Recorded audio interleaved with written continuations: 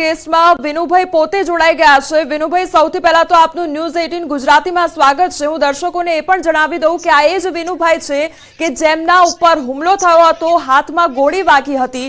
વિનુભાઈ, સૌથી પહેલા તો આપની પાસેથી એ જ જાણવા માંગીશ કે આખી એ પરિસ્થિતિ શું હતી, કેવી પરિસ્થિતિ સર્જાઈ હતી જ્યારે તમારા પર હુમલો થયો? અમે અંદર દાખલ થયા ને બેન, અમે અંદર દાખલ થયા એટલે સીધા 103 જણા હતા। અમે 105 રૂપિયા ટિકિટ લઈને 35 રૂપિયા હોય અંદર દાખલ થયા। દાખલ થયા પછી અંદર જોયું તો માહોલ બહુ એકદમ સારો હતો। 5 મિનિટ ફોટા પડ્યા ને પછી અમે બેઠા અમે એના અંદર અને કોરો સૂકો ખાધો અને પહેલો અવાજ આવ્યો, બીજો અવાજ આવ્યો। મારી સાથે ગોવિંદભાઈ હતા નાથાણી, એને મેં પૂછ્યું, હું કહ્યું ગોવિંદભાઈ કે હું અવાજ આવે તો મને કે અવાજ તો આવે છે। ત્રીજો અવાજ એકદમ નજીકમાં આવી ગયો। પછી અમે એનાથી ભાગ્યા। મને કે ગોવિંદભાઈ કે ભાગો। મેં કીધું હાલો કે મારા ઘરના ગોવિંદભાઈ ઘરના મારા ક્યાં ગઈ મને ખબર ન રહી। પછી એના ગોવિંદભાઈ માંથી જુદા પડી ગયા, હું જુદો પડી ગયો। હું પછી મારા ઘરના ને મેં ગોત્યો પણ મને નો થયા એટલે હું પછી ભાગવા મળ્યો।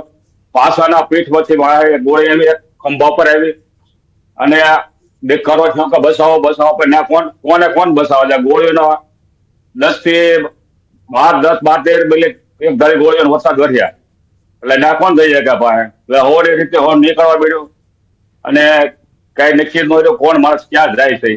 અને જે પાછળ જે અમારે 20 માણસ, અમે 13 જણા માણસો હતા, એમાંથી જે પાછળ જે રહી ગયેલા થોડાક દૂર વહી ગયા હતા, એ લોકોને 2 આતંકવાદીએ ઠાર કરી દીધા।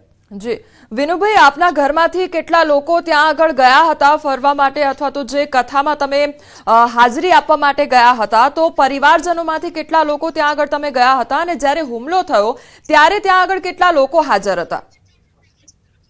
અમે અહીંથી 2 માણસ હતા। જી, અમે અહીંથી 2 માણસ હતા। પછી અમે ત્યાંથી 2 માણસ હતા। પછી અમે કથામાં ગયા। કથામાં ત્યાંથી રોકાણા। પછી એમાં નાસ્તો પાણી કરીને સવારે 5 વાગે એટલે અમે ચાલો જાવું છે બધા, કે મેં કીધું જાવું નથી કે જાય બધા આપણે જોઈને વહીએ।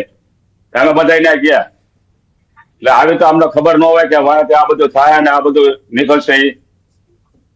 જી વિનુભાઈ, સવાલ એ પણ થાય છે કે જ્યારે આ પ્રકારની પરિસ્થિતિ સર્જાઈ જતી હોય, જ્યારે ખબર છે કે આતંકવાદીઓ આવીને માથે ઊભા છે, હુમલો કરી રહ્યા છે, ફાયરિંગ કરી રહ્યા છે, ત્યારે સ્વાભાવિકપણે વ્યક્તિના મનમાં ઘણા બધા વિચારો આવતા હોય છે કે હવે અમારું શું થશે, આમાંથી અમે બચીને બહાર નીકળીશું કે કેમ, ઘરે પાછા જઈશું કે કેમ, તેવા ઘણા સવાલો ઉદ્ભવતા હોય છે। શું તમારા મનમાં એવા સવાલો ત્યારે આવ્યા હતા?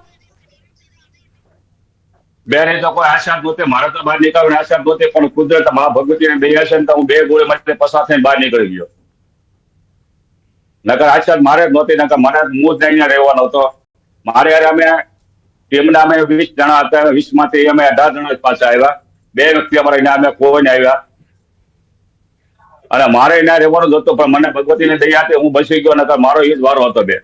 જી વિનુભાઈ, આ આતંકવાદીઓ દ્વારા કયા પ્રકારનું વર્તન કરવામાં આવ્યું હતું? કારણ કે કહેવાય છે કે તમામ જે લોકો હતા એમાંથી જે હિન્દુ લોકો હતા તેમને અલગ પાડવામાં આવ્યા હતા, તેમને ઘણા સવાલો પણ કરવામાં આવ્યા હતા કે તેઓ કયો ધર્મ ધરાવે છે, એટલે આ પ્રકારના શું સવાલો તેમના દ્વારા કરવામાં આવતા હતા અને પછી તે લોકો દ્વારા હુમલો કરવામાં આવ્યો હતો? બેન, એ સવાલ મારી પાસે નથી આવ્યો। જી હા, એ સવાલ મારી પાસે નથી આવ્યો। કારણ છે કે માણસો લગભગ 300 થી 400 માણસ ઉપર હતું એને, બરોબર? જી અને જે વ્યક્તિ નીકળી ગયા ને એ નીકળી ગયા, જે પાછળથી જે રહી ગયેલા હોય, જે અધોસા જે ઓલો મેદાનની અધોસા જે રહી ગયા, એ લોકોને જે પૂછ્યું હોય એ આપણે ખ્યાલ હોય। આપણે તો કેમ કે નીકળવાની બારી ગોતવાની હોય, ક્યાંથી ક્યાં નીકળવું એ જોવાનું હતું। જી વિનુભાઈ, હવે એ પણ સવાલ થાય જી કે જ્યારે તમારી ઉપર હુમલો થયો અને તમને ગોળી પણ વાગી હતી એટલે તમે ઈજાગ્રસ્ત પણ થયા, એટલે ત્યાં આગળ જે લોકલ લોકો છે, જ્યાંના તે સ્થાનિકો છે, તેમની કયા પ્રકારની મદદ મળી હતી? શું તે લોકો દ્વારા મદદ કરવામાં આવી હતી કોઈ પણ પ્રકારની?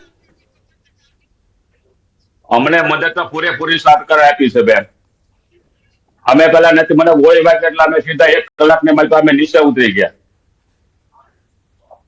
બેન। જી જી, એટલે સ્થાનિક લોકોની અને તંત્ર દ્વારા પણ તમને મદદ કરવામાં આવી છે। વિનુભાઈ, જ્યારે જ્યારે આખી ઘટના સર્જાઈ ત્યારે તમે કહ્યું કે હું એ સ્થળ પર હાજર હતો અને કદાચ વધુ સમય પણ ત્યાં આગળ હું રહ્યો હોત તો કદાચ મારી ઉપર પણ ખતરનાક હુમલો થઈ શક્યો હોત, પણ તમે એ બધું જ હા, થઈ આંખે શકે. જોયું છે, એટલે ફરી એકવાર એ જાણવા માંગીશ કે આખી સિચ્યુએશન કેવી હતી અને કેવી ભયાવહ ઘટના સર્જાઈ હતી. ઘટના બેન બહુ ભયંકર હતી બેન. ઘટનાની સાદો અમારા વર્ણન કરીને તો કોઈ પાર આવ્યા નથી. ઘટના એવી એટલી બધી બધી છે ને, એકલો ગોળીના વરસાદ વાળે અને એકવાર બસાવો એવા જ અવાજ આવતા ના માણસ કોને બસાવવા જાય, પોતે બસે કે આમ ગોળીને સામું હાલે કોણ એ કે કયો. જી વિનુભાઈ, આપ અમારી સાથે જોડાયા તે બદલ આપનો આભાર. તો આ હતા વિનુભાઈ કે જેમના ઉપર હુમલો થયો હતો અને તેમની આપવીતી તેમણે જણાવી છે, કારણ કે એ ઘટના જ્યારે સર્જાઈ ત્યારે એમના મનમાં પણ ઘણા બધા સવાલો હતા કે આખરે હું હવે પાછો ફરીશ કે કેમ અને બચી શકીશ કે કેમ, તેને લઈને સવાલો હતા. સાથે તેમના પત્ની પણ હતા, એટલે તેમને પત્નીની શોધખોળ કરવા માટે પણ તેઓ ફાંફા મારતા હતા, કારણ કે એ વખતે ભયાવહ ઘટના સર્જાઈ હતી અને ત્યારબાદ તેમના પર પણ હુમલો થયો હતો. તેમને પણ ગોળી વાગી હતી અને ઇજાગ્રસ્ત થયા હતા, પરંતુ તંત્ર તેમજ સ્થાનિકોની મદદથી તેઓ બચી શક્યા અને અત્યારે પોતાના વતન અને પોતાના ઘરે પરત ફર્યા છે. જમ્મુ કાશ્મીરમાં થયેલ હુમલા બાદ ઘણા લોકો શ્રીનગરમાં ફસાઈ ચૂક્યા હતા અને જેમને હેમખેમ વતન પરત પહોંચાડવામાં આવ્યા છે. શ્રીનગરમાં ફસાયેલ પરિવાર રાજકોટ જિલ્લા વહીવટીતંત્રના સહયોગથી પોતાના ઘરે પહોંચ્યો. રાજકોટના નીરવ આચાર્ય તેમના પત્ની તેમજ બાળકો સાથે જમ્મુ કાશ્મીર ફરવા ગયા હતા. ત્યાં આતંકી હુમલો થયા બાદ તે ફસાઈ ગયા હતા, જેથી નીરવ આચાર્યએ સહાય માટે ગુજરાત ટુરિઝમનો સંપર્ક કર્યો હતો, જેથી ગુજરાત સરકાર રાજકોટ વહીવટી તંત્ર તેમની મદદે આવ્યું અને તેમને શ્રીનગરથી અમદાવાદ સુધી ફ્લાઇટ અને અમદાવાદથી રાજકોટ સુધી ગાડીની વ્યવસ્થા થકી તેમના ઘર સુધી પહોંચાડ્યા. આવી વિકટ સ્થિતિમાં મદદ કરવા માટે નીરવભાઈએ મુખ્યમંત્રી ભૂપેન્દ્ર પટેલ, ગૃહમંત્રી અમિત શાહ તેમજ રાજકોટ વહીવટી તંત્રનો આભાર વ્યક્ત કર્યો છે. અમારી જે રિટર્ન જર્નીનો આખું જે બી પ્રબંધ કરવામાં આવ્યો, વ્યવસ્થા કરવામાં આવી, જેના માટે થઈને અમે ગુજરાતના મુખ્યમંત્રી શ્રી ભૂપેન્દ્રભાઈ પટેલ, આપણા ગૃહમંત્રી શ્રી હર્ષભાઈ સંઘવી અને રાજકોટના કલેક્ટર સાહેબ શ્રી પ્રભુભાઈ જોશીનો ખરા દિલથી એમને અમે આભાર માનીએ છીએ અને we are highly respectful to him. Pahalgam આતંકી હુમલાને લઈ બોટાદમાં વિશ્વ હિન્દુ પરિષદ અને બજરંગ દળ દ્વારા શ્રદ્ધાંજલિ કાર્યક્રમ યોજાયો હતો. સંતો, મહંતો સહિત મોટી સંખ્યામાં શહેરના નાગરિકોએ ઉપસ્થિત રહી હુમલામાં મૃત્યુ પામેલાઓને